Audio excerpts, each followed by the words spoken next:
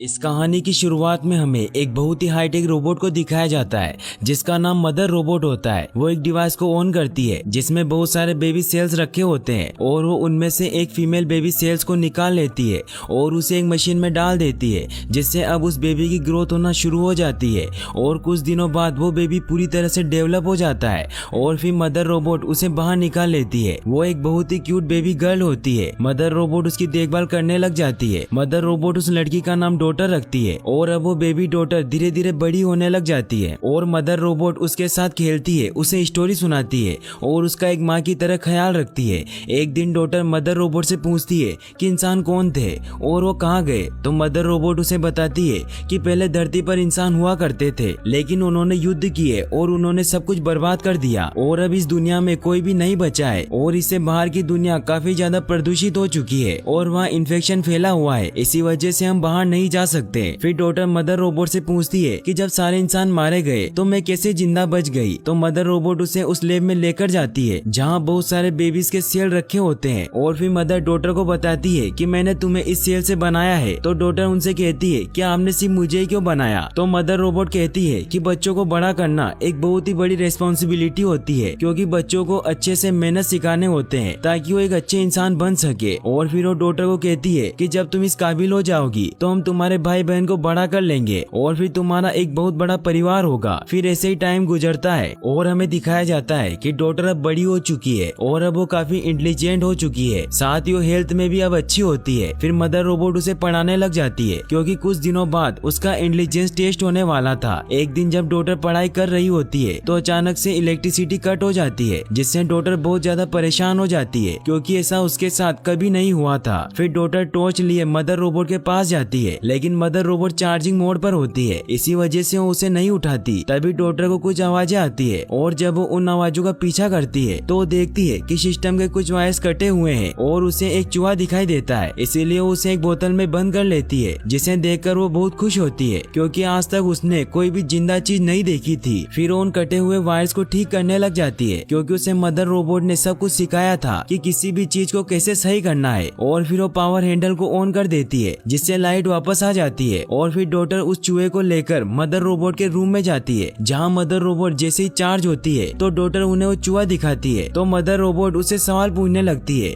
कि तुमने इसको छुआ तो नहीं और तुम्हें कहाँ से मिला, तो डॉटर उन्हें बताती है कि ये एयरलॉक के पास था और इसी वजह से इलेक्ट्रिसिटी कट हुई थी। फिर मदर उसे कहती है कि ये बाहर से आया है इसीलिए इन्फेक्टेड हो सकता है, इसी वजह से हम इसका खतरा नहीं उठा सकते। फिर मदर रोबोट उस चूहे को बोतल के साथ ही जला देती है, जिससे डॉटर काफी हर्ट हो जाती है और वो मदर रोबोट को कहती है कि उसमें जान थी। तो मदर कहती है कि बाहर सब कुछ तबाह हो गया है और बाहर की सारी चीजें इन्फेक्टेड है, इसीलिए ये सब मैंने आपकी भलाई के लिए किया है। लेकिन डॉटर इस बात को लेकर बहुत परेशान हो जाती है और वो सोचती है कि बाहर की दुनिया में जरूर कुछ ना कुछ तो जरूर है, जिस वजह से तो ये चूहा अंदर आया। फिर जब रात को मदर रोबोट चार्जिंग मोड पर होती है तो डॉटर को बाहर से कुछ आवाजें आने लगती है और वो अपना स्पेशल सूट पहनती है और फिर गेट खोलकर अंदर जाती है और वो अंदर से ही पूछती है कि बाहर कोई है, तो उसे बाहर से आवाज आती है कि मेरी मदद करो, मुझे गोली लगी है। ये सुनकर डॉटर बहुत घबरा जाती है और वो एक स्पेशल सूट को बाहर रख देती है और फिर गेट को ओपन कर देती है।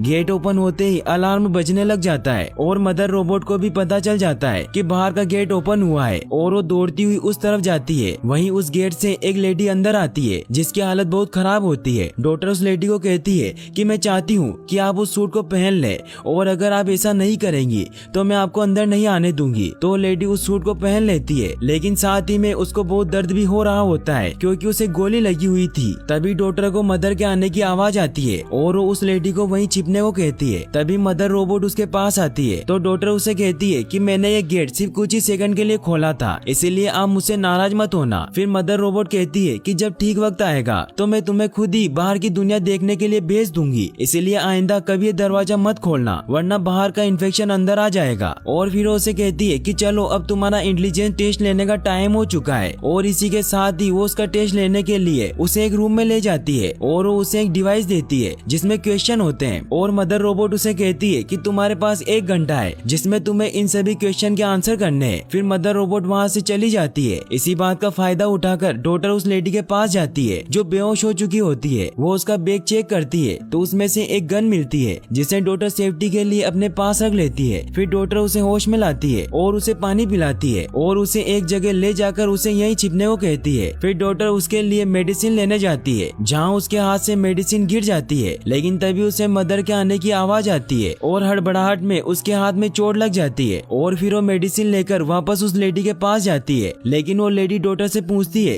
कि तुमने मेरी गन क्यों निकाली, और वो डॉक्टर को भी अपना दुश्मन समझने लगती है। वो उसे कहती है कि मुझे एक रोबोट ने गोली मारी है और तुम एक रोबोट को अपनी माँ समझती हो, और फिर वो डॉक्टर से अपनी गन मांगने लगती है। तभी उन्हें मदर रोबोट के आने की आवाज आती है और वो लेडी डॉक्टर से गन छीन लेती है। तभी वहाँ मदर रोबोट आ जाती है और वो लेडी मदर रोबोट को अपना दुश्मन समझते हुए उस पर फायर करने लगती है। तो मदर रोबोट उसे पकड़ लेती है और उसे चोट पहुंचाने लगती है। तो डॉक्टर मदर को ऐसा करने से मना करती है और उनसे कहती है कि आपसे डरी हुई है क्योंकि बाहर एक रोबोट ने इन्हें गोली मारी है। तो मदर रोबोट डॉक्टर से पूछती है कि तुमने मुझे इसके बारे में क्यों नहीं बताया। तो डॉक्टर कहती है कि मुझे डर था कि कहीं आप इन्हें बाहर ना निकाल दें। और फिर डॉक्टर मदर को उस लेडी का इलाज करने को कहती है, इसीलिए मदर उसे एक रूम में लेकर जाती है और उसका इलाज करने के लिए उसे इंजेक्शन लगाने लगती है। लेकिन वो लेडी मदर रोबोट से डर रही होती है, इसीलिए वो कहती है कि मुझे इलाज नहीं करवाना, मुझे अकेला छोड़ दो। और फिर मदर रोबोट उस गन को लेकर वहाँ से चली जाती है और उसे लॉकर में रख देती है। डॉक्टर मदर को कहती है कि हम उस लेडी को इस हालत में नहीं छोड़ सकते। और डॉक्टर मदर रोबोट से पूछती है कि क्या आपको पता था कि बाहर इंसान है। तो मदर कहती है कि मुझे कुछ नहीं पता,